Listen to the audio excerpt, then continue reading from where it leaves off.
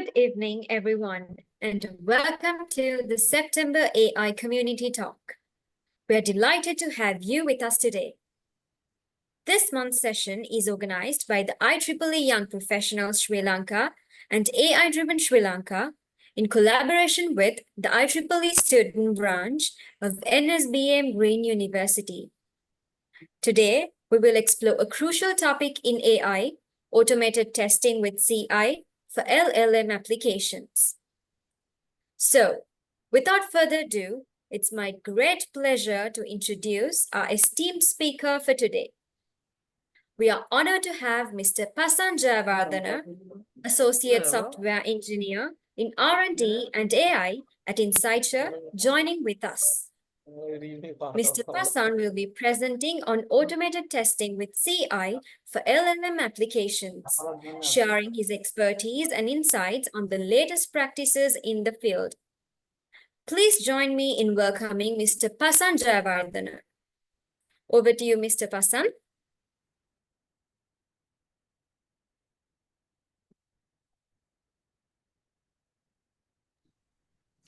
Hello guys, I hope I'm visible as well as audible as well.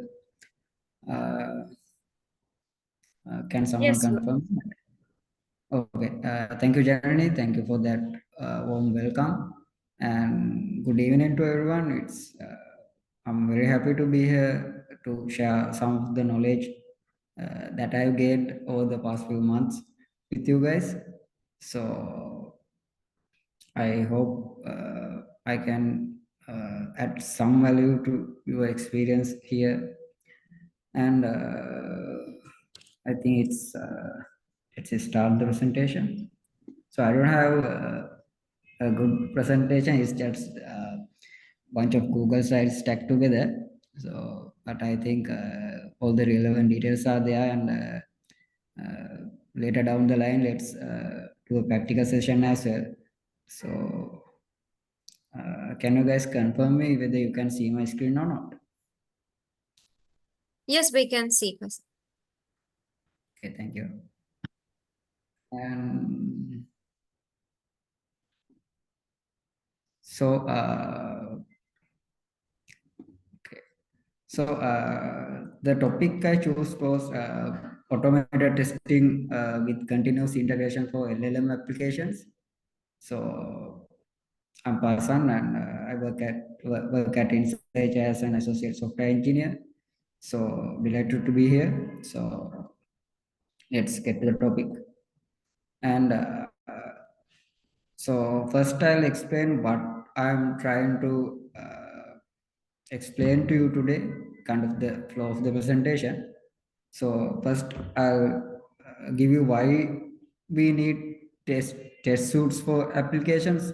This is not only for LLM application, this is for any application that we develop in the enterprise world. And then what different type of testing is available for specifically for LLM applications, and then what is CI, what is the automation that we are doing with continuous integration.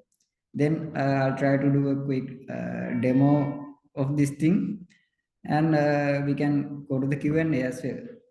So before diving in, I just want to say, if you guys have any questions, just feel free to interrupt me at any time, or you can unmute yourself and ask, or just even you can send a text through the application as well. So first, let's discuss why we need to write automated tests, right? So when we are developing any kind of application, not only LLM application, any kind of application in the enterprise world, so after some time, the application gets so much bigger, and we do some refactoring, we add new features, we fix bugs, we detect and we fix bugs, and a lot of things happen to the code. So we need to kind of have a way to evaluate whether our changes are affecting correctly to the application, and the application works as expected as well. So for that, we need a test suite. So this is, like I said, this is not only for LLM application, for any kind of application, as it get older and older, the uh, it becomes very crucial for having a test suite for any kind of application. So with automated test, we can have that consistency of that confidence of the application working as desired as or not. So as well, we can detect the bugs early if we introduce bugs with any refactoring or any new features or some kind of thing as well. And it affects the scalability of the application in the positive way. And so since the bugs are detected in an early stage, it is cost effective in the long run, because less bugs will be introduced in higher environments like dev or stage of production, uh, and improved code quality. As I say, improved code quality in the sense, if we need to test our application with an automated suite, we have to write testable code. And testable code is much more quality than if we try to write just code, because we have to incorporate that separation of concerns, uh, good principles like uh, single responsibility principles like that to our code to make it testable. So the code becomes very quality automatically. So coming to LLM applications, so this is more difference for LLM applications as well. In also in the LLM application world, we need to test our code after we write the production code. We have to have the test suite to see our application works as expected or not, and our changes are affecting in a positive way or negative way. So, but test testing automated test for LLM application is kind of different than uh, uh, typical application, because we are dealing with large language model. So it is kind of different than the typical way. So there are two major ways for testing an application, testing an LLM application. First one is called rule-based testing. Other one is model graded evaluation. So I'll now explain each of them separately. So like I said, if you guys have questions, just ask me or put it in the chat, I can answer. So first one is, like I said, rule-based evaluation. So in uh, uh, before going forward, can I know if there are people who have written unit test to their code? Unit test or even integration test is fine. So in maybe in a university project, maybe something you have worked in industry, if you have done an internship or something. So is there someone who have done unit tests? So the reason that I asked is, so I don't see anyone, but uh, I'll tell you the reason that I asked. Uh, so the reason that I ask is, this is so much like unit testing the code. So this is exactly like unit testing the code. So since there are few people, there are no people who have done this before. I'll explain from the beginning. So when we write the code, we have to have have to assert whether the outputs are in an accurate way for different scenarios. That's what we expect. That's what we typically do in unit testing. So coming to rule-based evaluation for LLM applications. So what we do is, this is very easy to understand than the other type. So let's take application like we do something like email categorizations to whether it's a work email, whether it's a personal email. So the use case is given an email as a string to something like a REST API or something. So that endpoint calls an LLM and give back as the response whether it is a work email or personal email. So it can be string. So in this type of scenario, we know what we are expecting in a particular for a particular input, what we are expecting. So if it is the email was to like requesting a performance review, let's say, so it should be a work email. So if the email was to write into a friend or something, it should be a personal email. So in this type of scenario, we can do rule-based evaluation. In that part, we are doing is just uh, for the test function, we give the email. For the function, we give the email, and we check the output. That's what we do in the testing at the end of the day.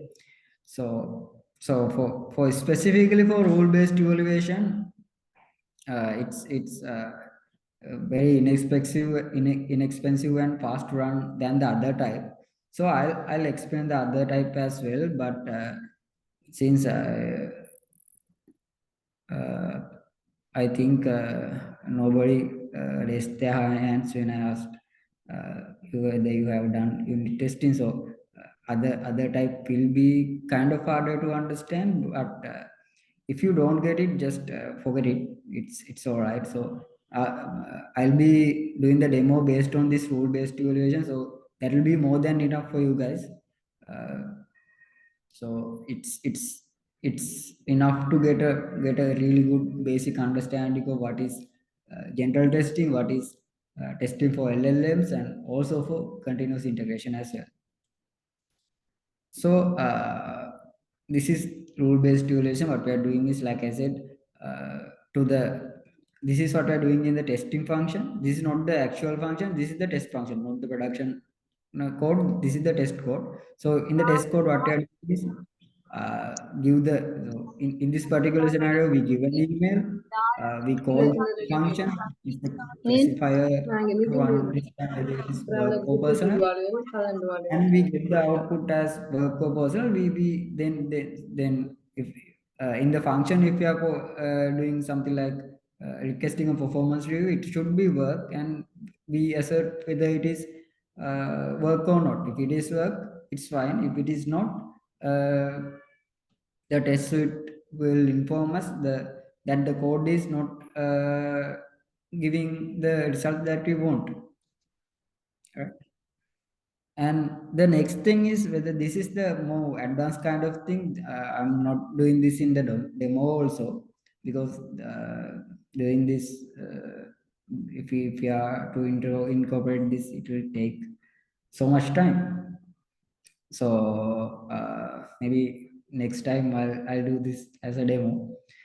For now, I'll explain what this is. Few don't get it, that's fine. This is model graded evaluation. So in LLM application, as a what we're doing in model graded evaluation is that we ask the LLM itself to check whether this output is correct or not. So imagine a scenario.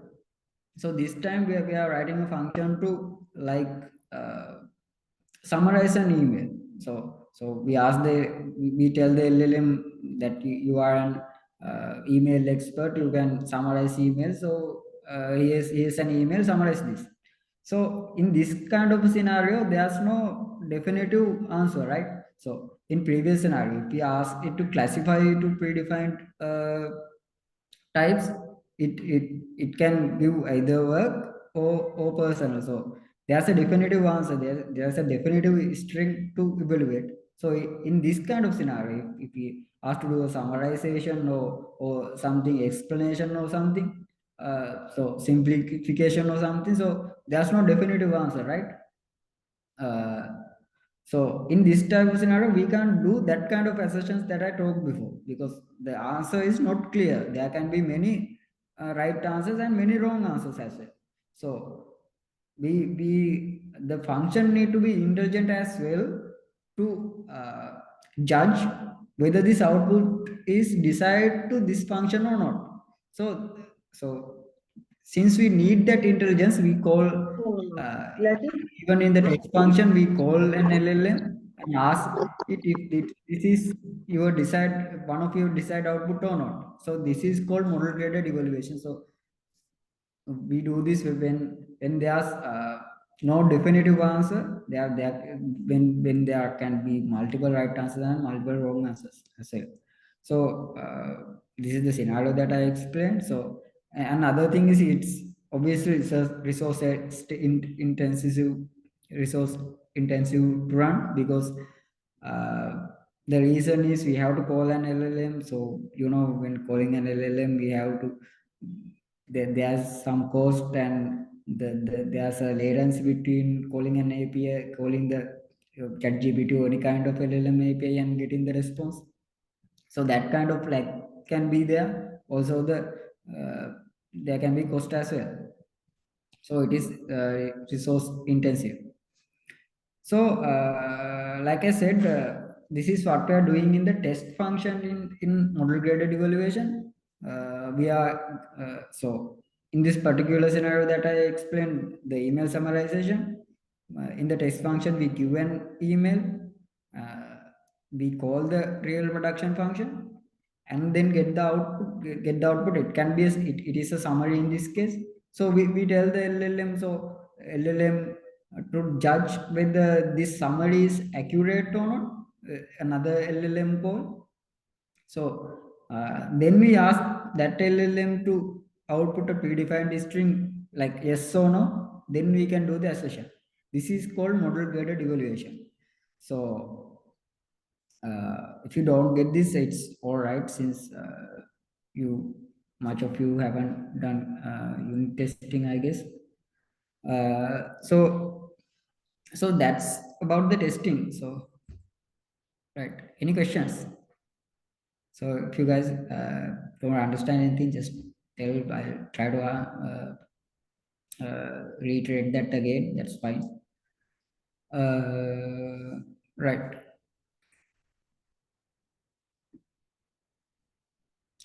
Okay, then our next thing is what I'm going to show you today is continuous integration. So this is half of CI/CD. So CI/CD means continuous integration and continuous deployment. So this is only CI part, continuous integration.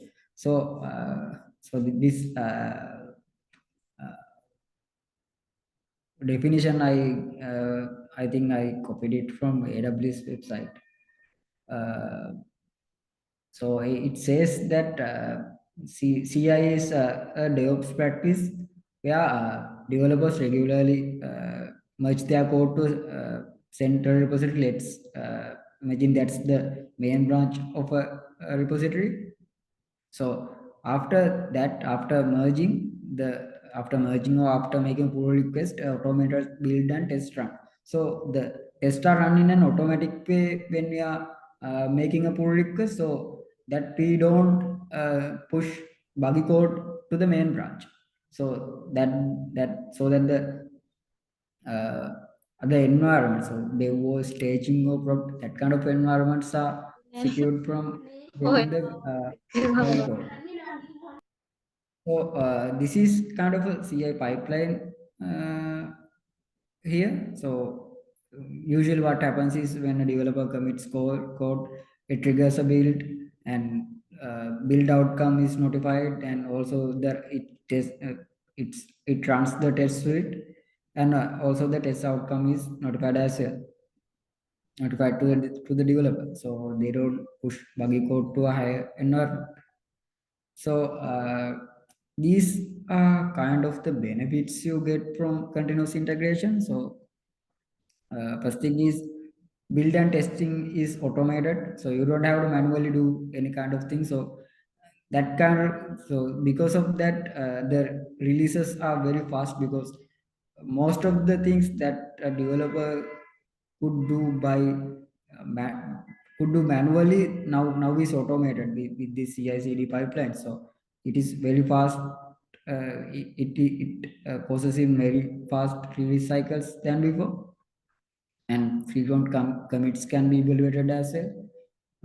Fast feedback is provided to the developer whether the code is uh, buggy or not. So it adheres to the conventions and all that feedback is given to the developer.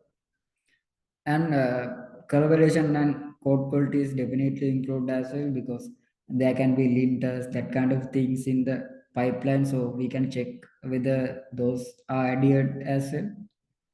So improved code quality. So that kind of advantages can be get by continuous integration. So now I'll do a little demo. So uh, don't worry if you guys can't get all of this. My goal is not to teach you like very uh, some set of technologies that you won't even use, but just try to get an understanding of how LLM applications or their testing is done in the real world. Uh, so in the demo, I'll build a simple fast API. Fast API. Fast API is a like web server. It's like a Spring Boot or any other Node.js or any other framework, Nest.js or any other frameworks that you use.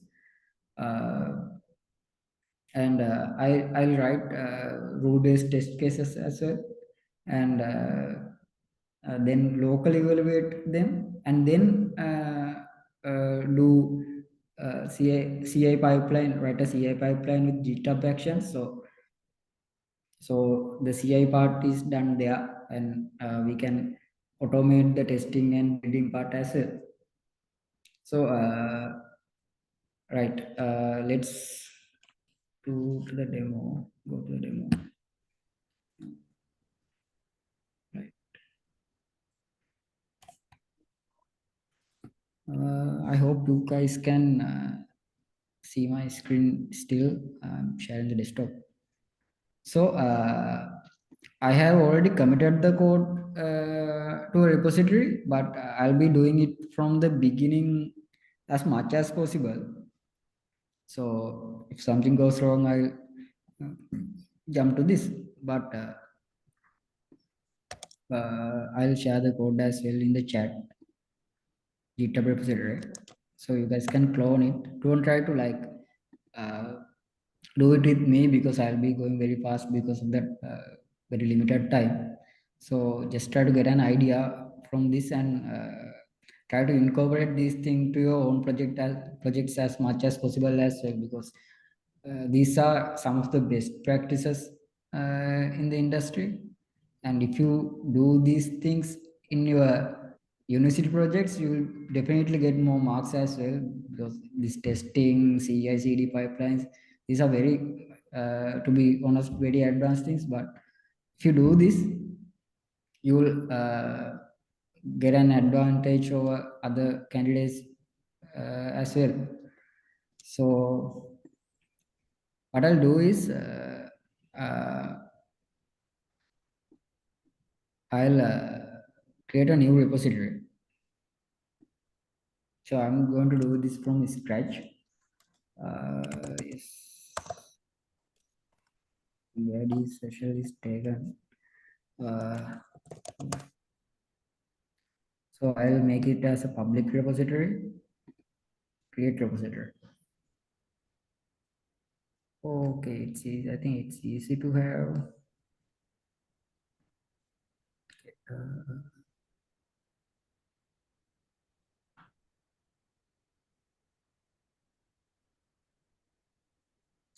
I'll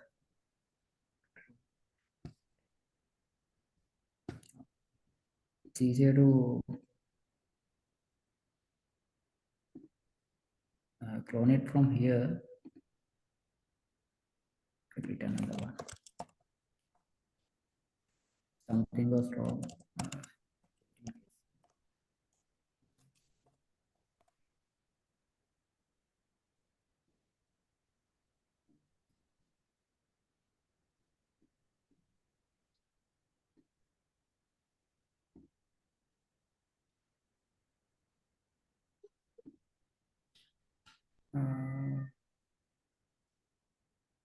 I'll add a git file.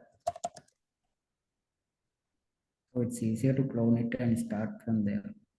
And add a readme file as well. So I created a repository and I'm going to clone this. I hope you guys can see my screen.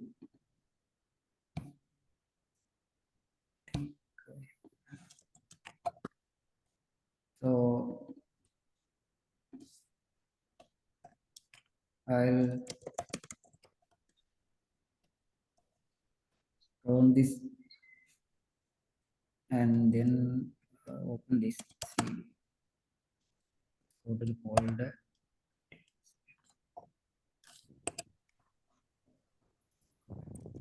I'll open this in my browser. Sorry, IDE. If you guys don't know this ID, the ID I'm using is Cursor. It's an AI assisted ID. I use this many times. So you are encouraged to use this as well. It's makes your life very easier. So this is the ID is I think there's a 2 weeks free trial as well. So if you don't have money to buy it, at least try the 2 week trial. So it's believe me, it's very good to like practice or at least experience this thing. Okay. So I'm going to build a fast API app very quickly. So fast API is very easy to do. I'll just go to the documentation and do it from there. So you guys know how easy it is. So yeah, first steps. I have already, by the way, I have already installed these Python packages. If you don't have them, just install Python, install pip, then pip install fast API. That you can get it done. So so I'll just copy this code from here. So what this does is it imports fast API object, gets an app from it, and define a very little endpoint which returns hello world. So let's run this. Before running this, as a best practice, I'll just create a Python virtual environment here and install our packages there so that get the requirement.txt file and isolate our dependencies. So I create a Python environment here. It's Python 3 virtual environment. The name is env. Okay.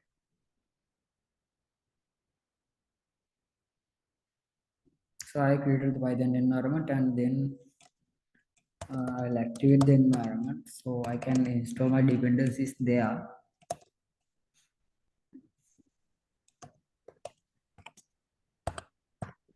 Right, it is activated.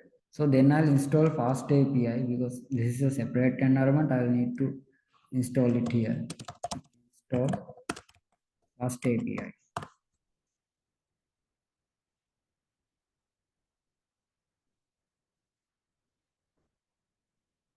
So fast API is needed for creating this API application. So also fast API uses Unicorn under the hood. So I'll need to install that as well. It's a nothing but a web server. So I'll say pip install Unicorn and then install.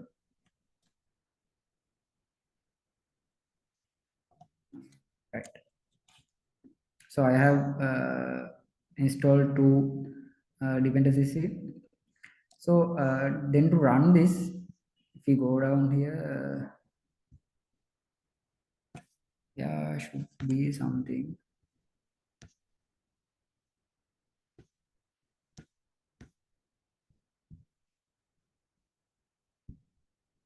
I can't seem to find it. Let's ask ChatGPT.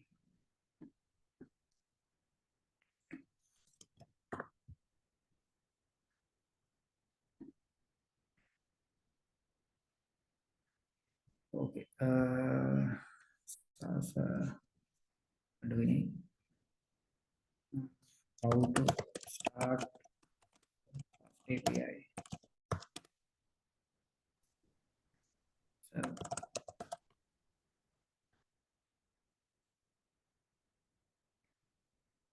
okay. These things we already done, installed and defined it. So this is the thing I need. So what we're actually doing is we're saying, hey, Unicode, start this main app in main.py file. So main and then app is this app defined here. And this reload flag. So in the right side, you see reload flag. It says like every time the developer does changes, just reload the web server with the newest changes. So let's start it. So it gets application startup complete, and then I'll test it from Postman.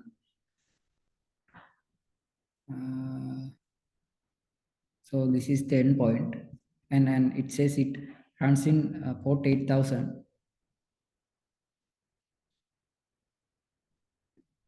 Right.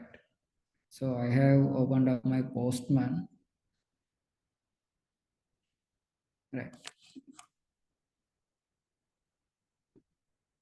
So I'm creating a new request. So our web service running on localhost 8000. So I'm doing a request there. So it says the response is 200 okay, and message is hello. So this is a simple web server. So we Fast API is used for many LLM applications as well. Even in the workplace I use Fast API. So let's go further and define an endpoint to one of our scenarios. So since I'm trying to do rule-based evaluation, I'll just do some example appropriate to that. So I'll do an application. So that's what I have prepared as which generates open API spec according to a user's requirement. So you might thinking what is open API spec? So it's nothing but just something that describes an API. It's a formal document. That's why I wanted it, because we are doing rule-based evaluations. So don't worry about what is open API spec and all. It's just think of as a formal documents to describe an API. So since my ID is AI assisted, I'll ask it to generate function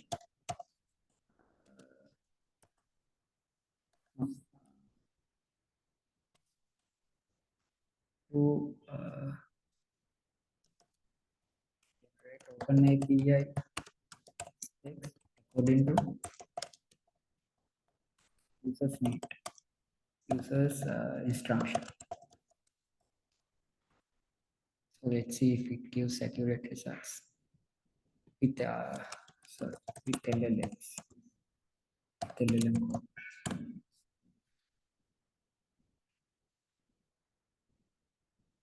Mhm.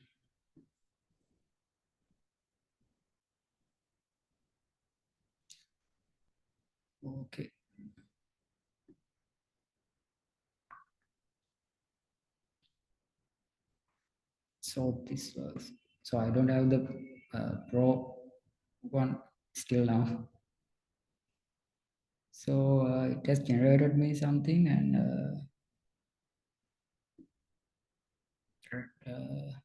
I think some of it can be taken. Uh,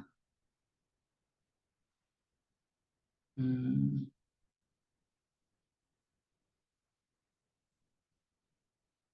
right, right.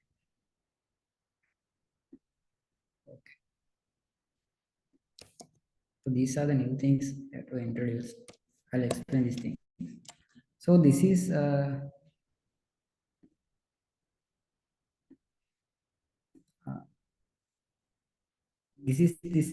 this class is something like a DTO. This is where we get our data. So we'll later remove this and get to a separate file as well. So right now I'll have to import these things, this JSON, and also this base model comes from something called Pydantic. It's it's for validations in Python world. We use it for validation. So I'll just install that as well so that I can import it. So,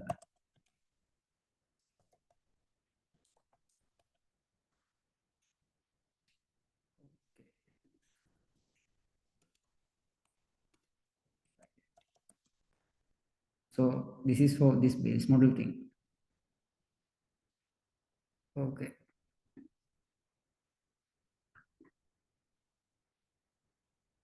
Right. Uh,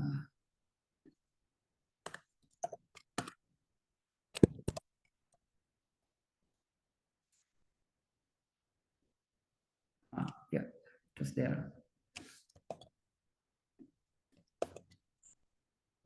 From Pydantic install. So by the way, this is a wrong function. I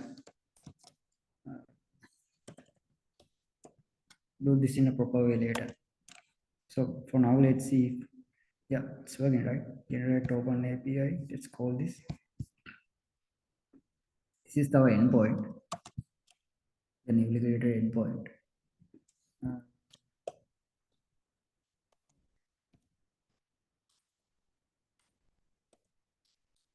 see if it is working. Yeah, it should be a post method.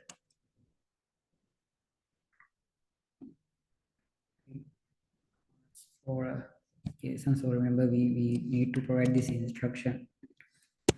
That's a JSON. Uh, provide the spec during shop for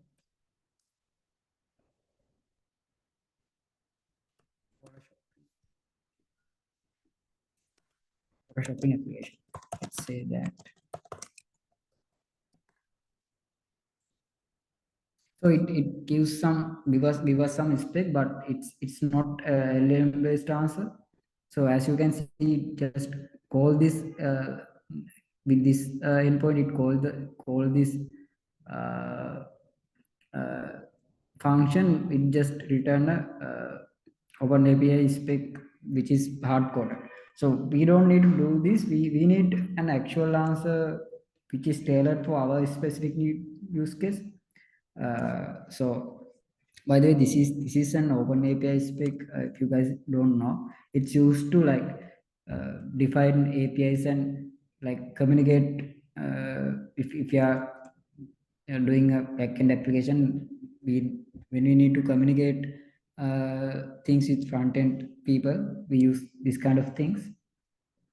Uh, so I need to call an actual LLM, right? So when even when I'm doing experiments, I don't use ChatGPT. So because ChatGPT costs money, right?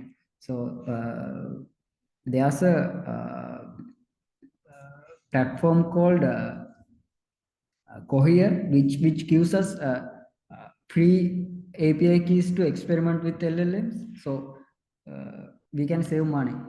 So I typically use Cohere LLMs. So if we go there, we can go to, let's go to products, and then these command models are the ones that LLMs are incorporated.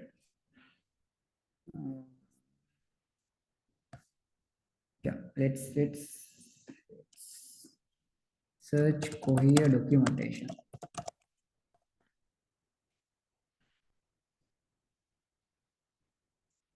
Right. And I'll log in as well. Right. I have logged in, and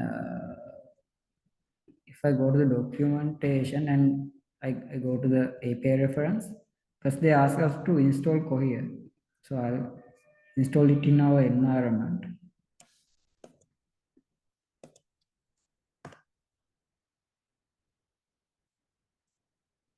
Right.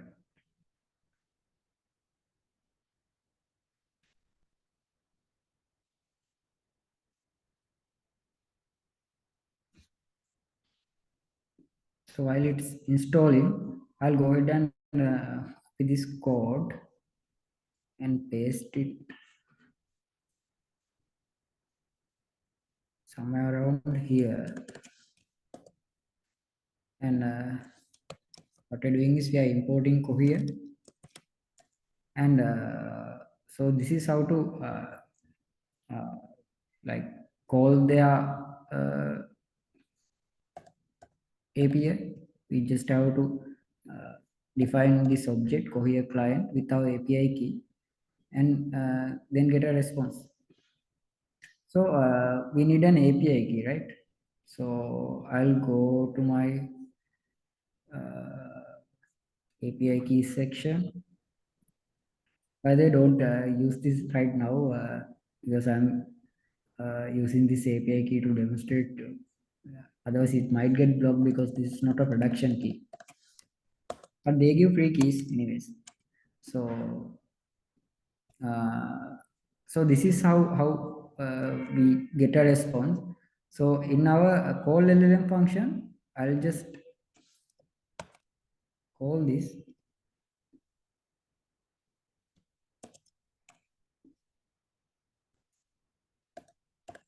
Yeah, it just gives a hello world. It asks, it sends the LLM the words hello world. So I'll just get it there, get it here, and just let's print it out.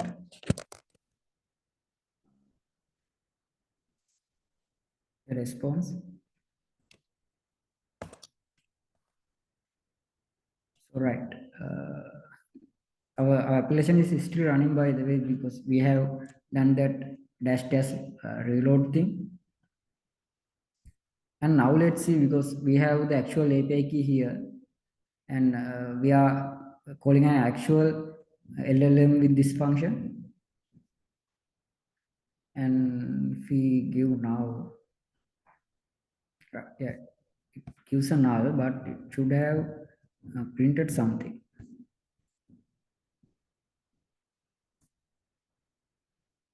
No. So it says none because I haven't returned it. I'll say return response. Need to return the response I get from the LLM. So it restart the server again because of the change. And then if I call now, so this is the object we are getting, right? So to get this, this is the output from the LLMs. To get this, we have to just say response.text.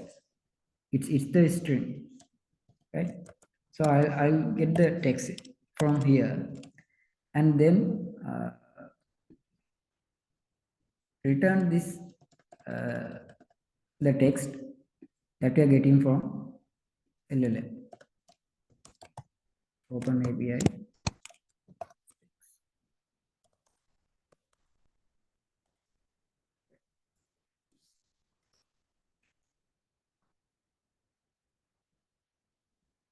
Okay, application startup permit. So LLM says, hello, how can I help you today? But this is not the thing we want, right? So I'll just pass this instruction as the message.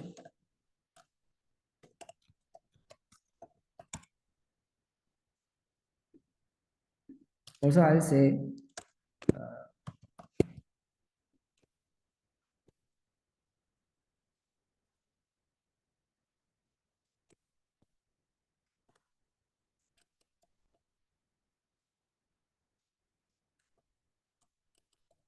I'm having a multi-line string. So I'll say you are an assistant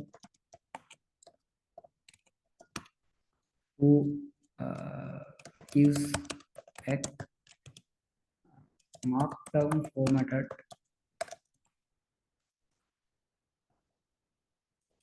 open API specs given a user requirement.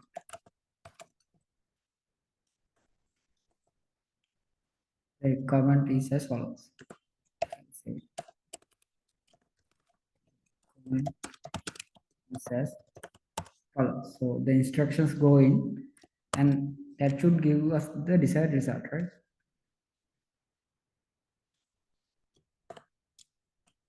So now I'm checking.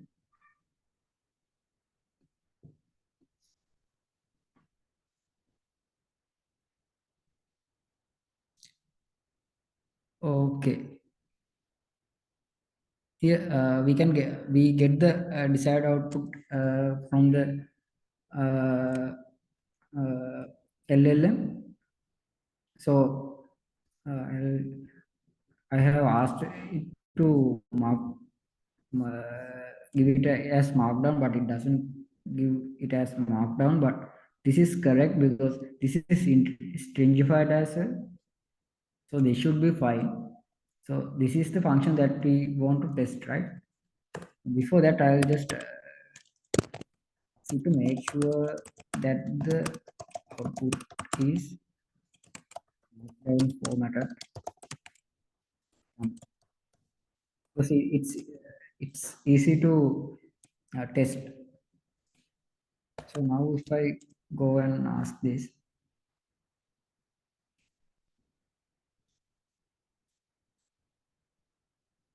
yeah, it is markdown format. Markdown format in the sense it has this like three dots in there before anything. So it can be tested. So this is the function that we need to test. So I'll do actual testing right now. So to do testing, I'll go to API testing. Yeah.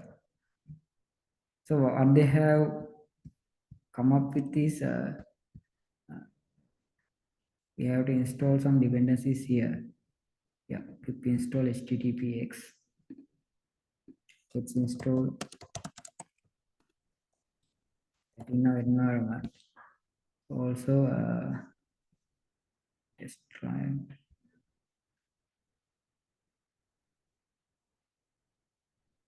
Yeah, this is a test. So the convention is to, if the file is test, the test file is. So I'll just paste the contents that I have copied. So and I'll test this function before going to the other function. Yeah, this is the same thing.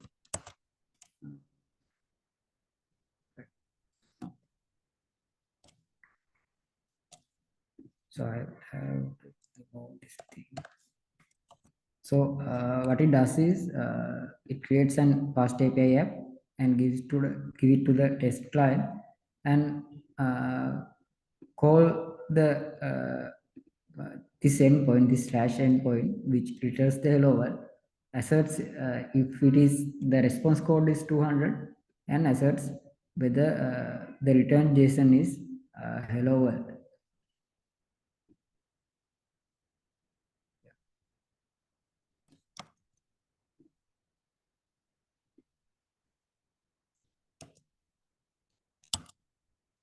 Okay, to test this, there's a code around here to run the tests. Right, we need to install PyTest first. So I'll install pip install PyTest as our testing framework. Right. Then I just have to say PyTest to run all the tests. So it just have this one test. There's a session failed. Let's see what is it. Response code status 200. This is 404 not found.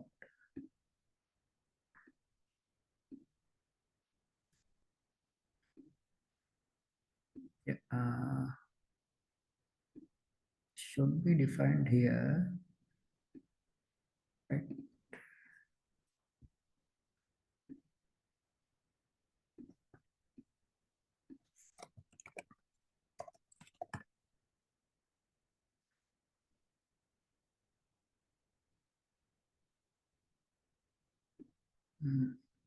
Get API this. Did I miss? Well, yeah, I have to import. This is the app I want. I have to import my app from main. I have because I have find it in the main file. I have to import it here. So I'll run the test again. This is a one error during collection.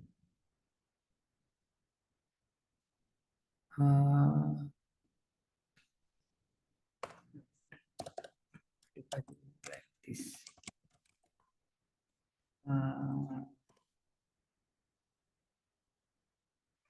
yeah, now it's working. So I imported the function and called it here.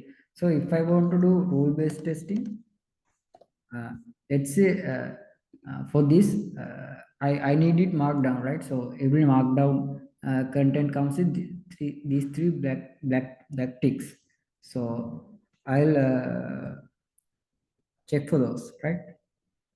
So since we are running out of time, I have the test. I'll just copy it from there,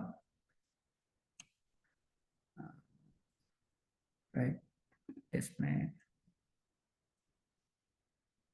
Yeah, this is the function that we want. Right. So what this function does is it creates a test client, and then it invoke this generate open API post endpoint, and we with this instruction. So we have called these instructions. So see, give me a spec register shop with shop ID and shop name. So and with regex, it checks if there's these three black ticks, right? So this is role-based testing. The rule is there should be these three black ticks to check whether it's markdown formatted. So there are other tests I have written as well. All are role-based testing. So you can check that out. So because we don't have much time, I'll just do this. Right. I ran the PyTest, so I'm locally running the test. So yeah, to test fast. So this is the role-based testing actually. So I just had brief time to do this, and finally I'll just do a CI/CD walkthrough as well. So because we don't have much time, I'll just first push this code.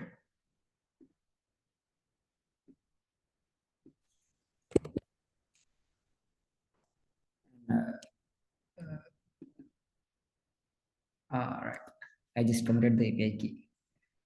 Let's hope it doesn't get banned. right? It's a bad practice actually. If this doesn't work, I'll just use the existing repo. So okay, so to define the CI/CD pipeline with GitHub Actions, what we are doing is, uh, so we go to this actions bar, uh, Python application, create and test a Python application, and yeah, we commit this.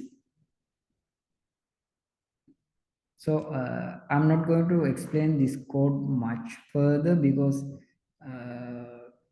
CI/CD is something advanced, but you can learn it since you guys haven't been much far in this space. So I'll just let you learn this.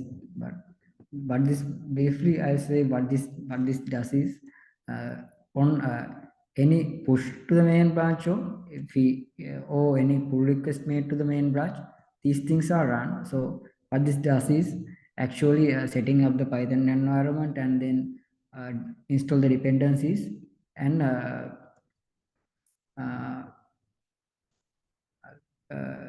check if it is correctly linked and run the test using PyTest. So I'll just so when I push this, the test should run and uh, execute as well. So since the code is correctly written, there shouldn't be any error.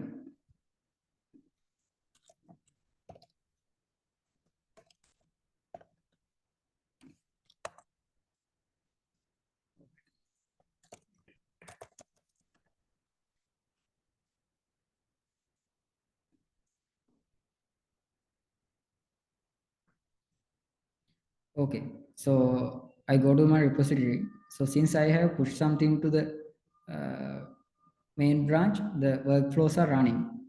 So this is the CI part. So I go to the actions. This is the commit. This is the workflow running. So you can see this build workflow is running, and it fails a test. Uh, right. So I'm missing something. It is recommends.txt file. Uh, I don't think we have enough time. So I have made two severe mistakes. One thing is I pushed API key to the main branch, and also I haven't specified the recommend.txt file, uh, which defines what our dependencies. So instead, I think I have cloned the actual repository here with myself. So I'll open it.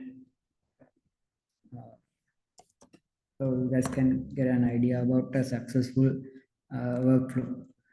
Um,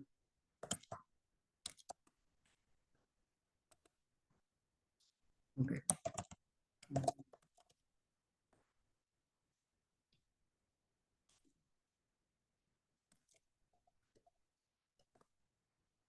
So I'll open up with this with cursor, which is the ID I'm using.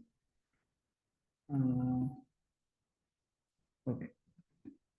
So in here, all things are very well configured, and also you can see I have moved the API key to a separate destination as well.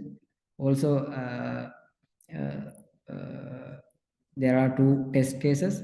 So if I so also I have defined the secrets as a GitHub secret as well. So you can go and find out that thing as well.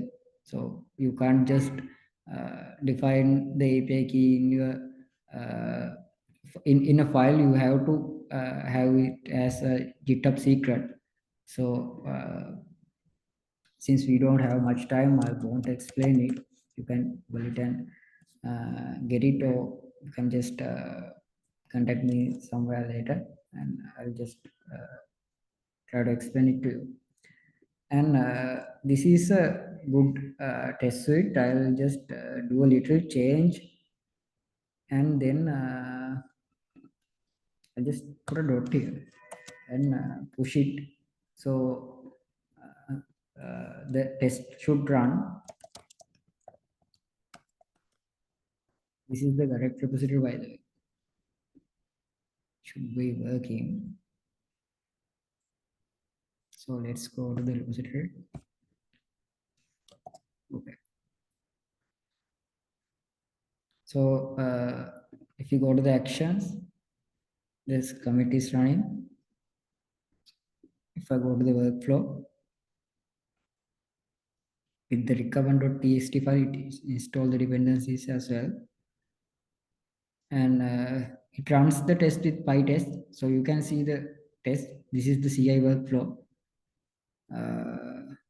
Right, you can see T passed. There are warnings as well.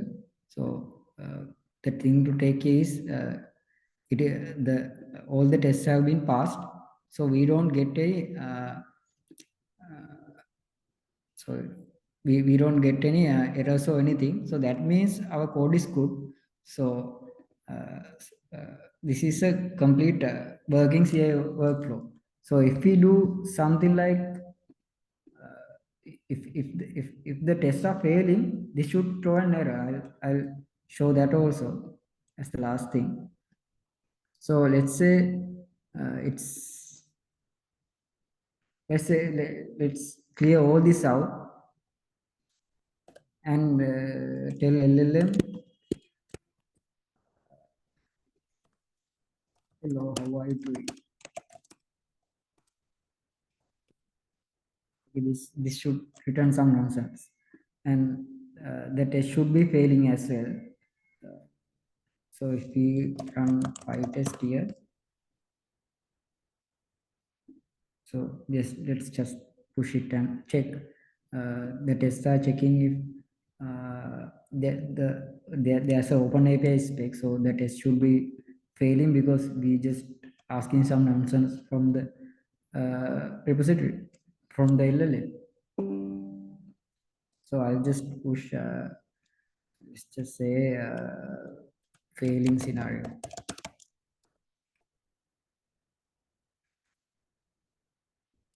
Okay. So let's go to our repository. Then again, for your convenience, I'll go actions. So the workflow is running. It should be failing because uh, we are checking for another thing and asking LLM another thing. So you can see one failed test, two passed. So that two passed, I think from this one is always passing because this is a uh, starter test case.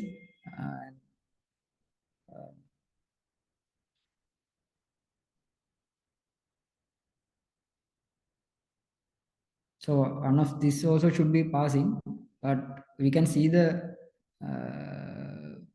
error, right? So one test case is failed. So with this, like this, we can get an instantaneous feedback from our CI workflow whether the code is buggy or not. So I think that's it for the demo. I'm sorry, we don't have much time. We have to use the time we have, right? So if you guys have questions, you can just direct it back to my email address or LinkedIn or anything.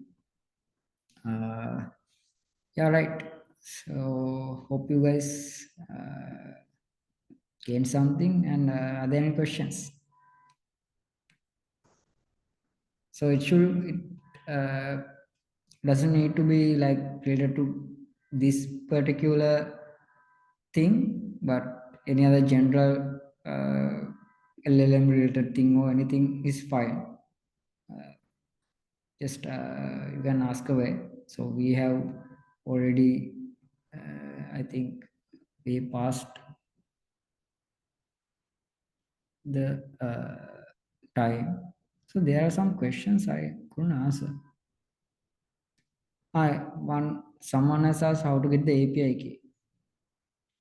I'll just this is the platform is Cohere, so I'll just you don't have to like just search this term. So I'm putting this here and go to Cohere and let's see. Oh, it's easy to do this one, right? Then I can't find it. If I go to this one, you have to obviously log in. Just give an email, so you can get your free API key. This can't be used for production use cases, so you can get your API key from there. I hope that answers it. Yeah, someone else has asked, we have to store that in a env file, so that's the best practice. Actually, I forgot it when I was doing the demo, so that's a bad thing. Don't do it. So the best way is to like have something like config json file and for locally, and when you're pushing to github, we can have a GitHub secret configured for this as well. So that's kind of the best practice. What new trends and technologies do you think will impact automated testing for LLMs soon? I don't know actually. Let's see. uh,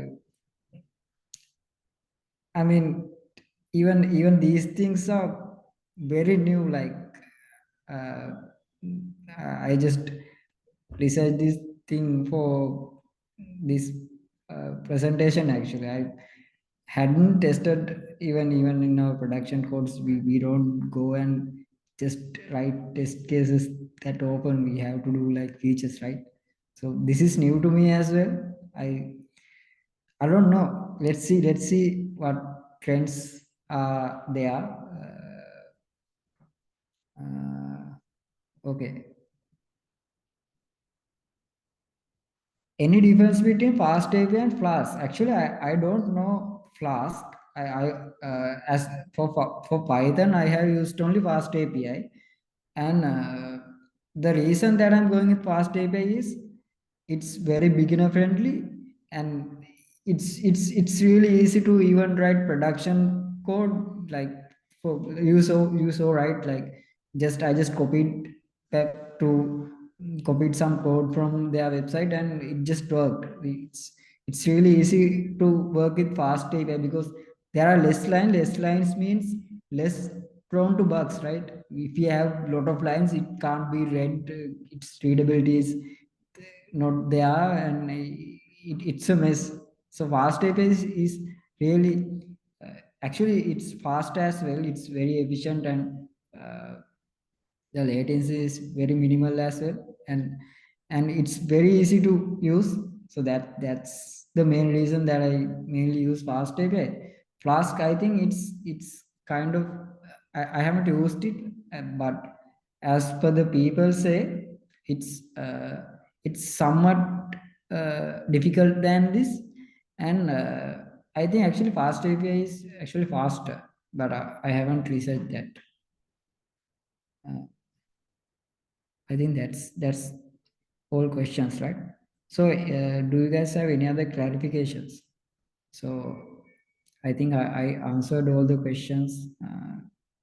If you guys hope, what about? So, there's another question. What about Django? What's your recommend for fresher? And tell me some roadmap for something. How enter the industry from developer. Don't know AIML. So actually, this AIML is other thing. This LLM thing is a subset of AIML. So first thing you have asked about Django. I don't know that either. So I had previously I basically did in previous companies Nest.js and Spring Boot. So for Python, I only know fast API. Django is kind of a, as far as I know, is it's kind of a bit difficult as well. But I don't see the point of going for Django Flask because fast API is faster, first thing. Second thing is much more simpler. And the support is always there. We can use pip, Python package manager. So it's my recommendation is go with fast API. And if you don't know AIML, so for LLM space, it's fine.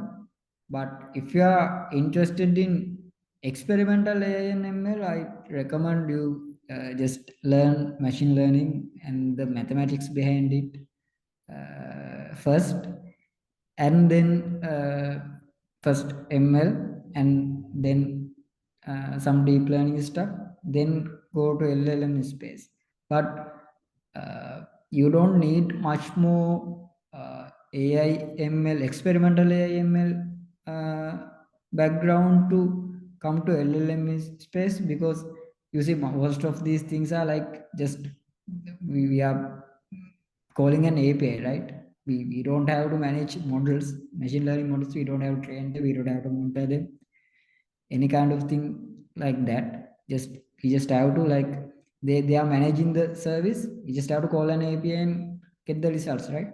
So if you are going with LLMs, it's not mandatory to have AI prior AI ML, experimental AI ML experience, but I'd recommend you if you are interested in pursuing a career in AI, I'd recommend you to just at least go through the mathematics a little bit. You can learn from deep learning AI. So it's a great platform.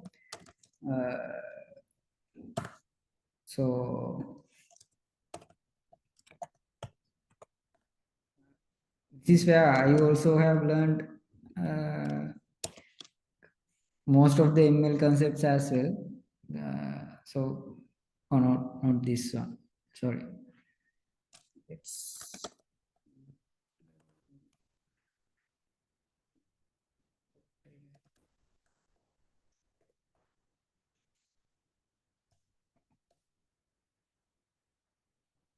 So this is a great website to learn these things. There are short courses which are absolutely free, so you guys can go and learn from there. I highly recommend this platform, deeplearning.ai platform.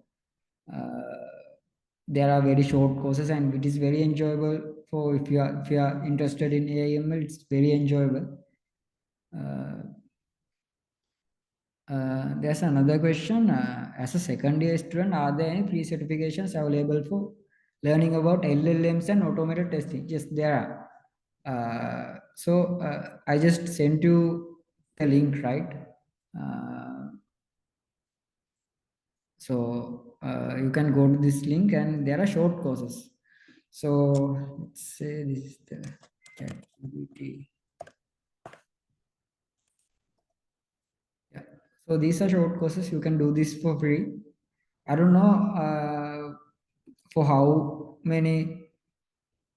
much time they'll keep these for free. So better grab this chance before these become paid courses.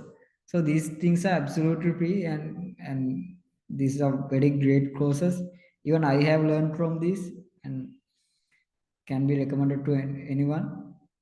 Very beginner friendly, and you can learn from this. So go to this platform and just first learn about ChatGPT API.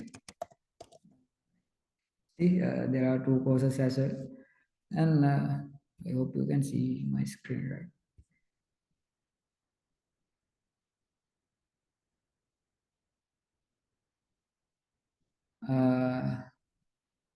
Right. Yeah, my screen sharing. So go to these courses and learn from there. So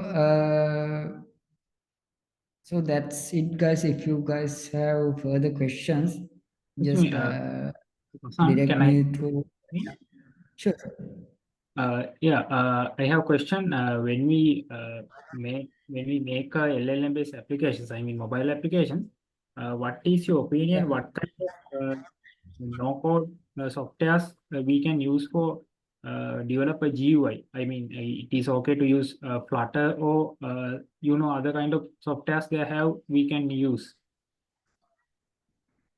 Yeah, GUIs actually doesn't matter, but the thing which actually matters is your service, right? So in modern days of software development, we have front end and back end separated. So for front end, you can go with anything you want. Actually, if it is Flutter, okay. If it is Android native, okay. Swift, iOS, it's okay. Uh, these things go with actually the back end. You can So I just yeah, so we shown the back end, right? Yeah, Correct. when we go to the backend, it is okay. We are using Google Firebase options, Firebase solutions for developing this kind of LLM based applications.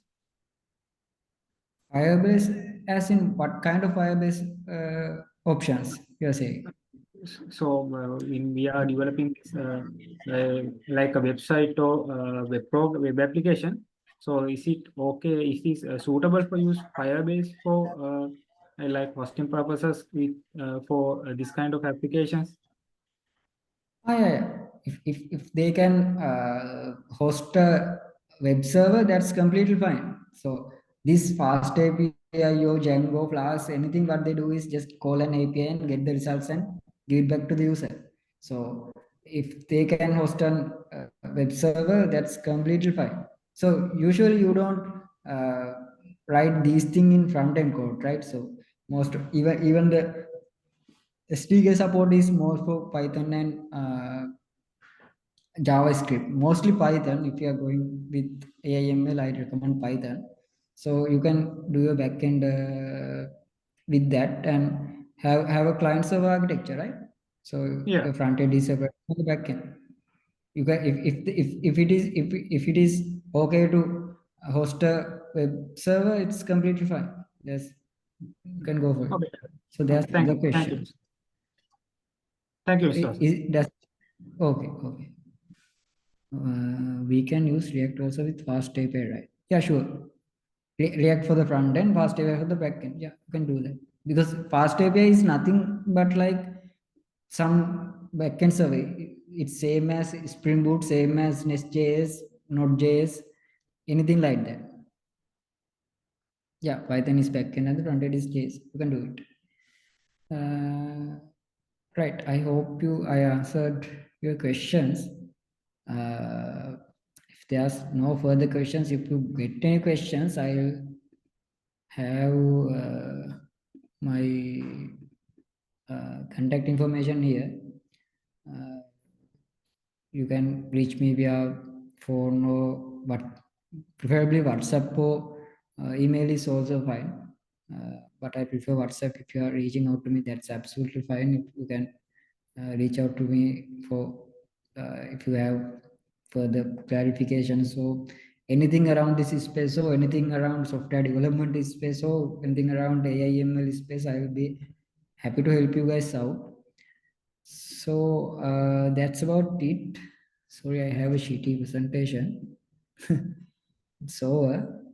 So I think it's time to hand this over. Thank you guys for actually coming in and listening, and OC for great job at organizing these type of things. I highly encourage you to do that. It's thank you very much.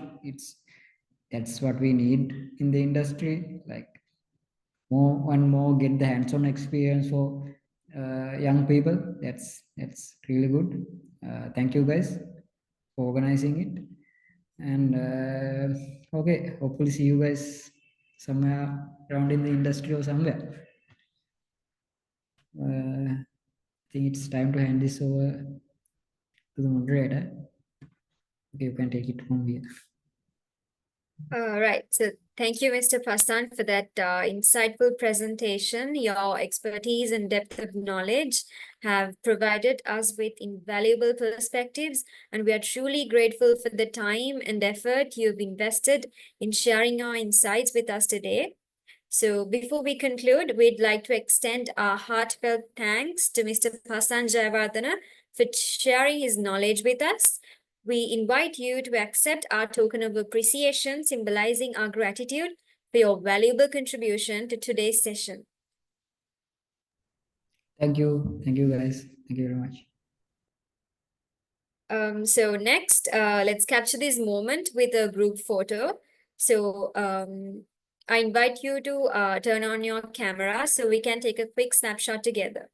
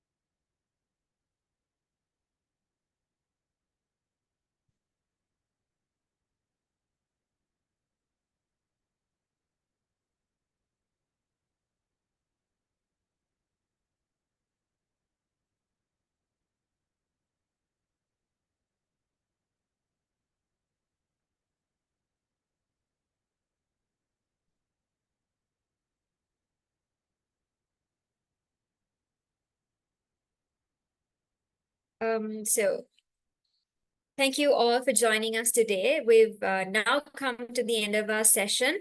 We hope you found it both informative and inspiring. Stay tuned for future events and updates from our community. Have a wonderful weekend, and we look forward to see you at our next event.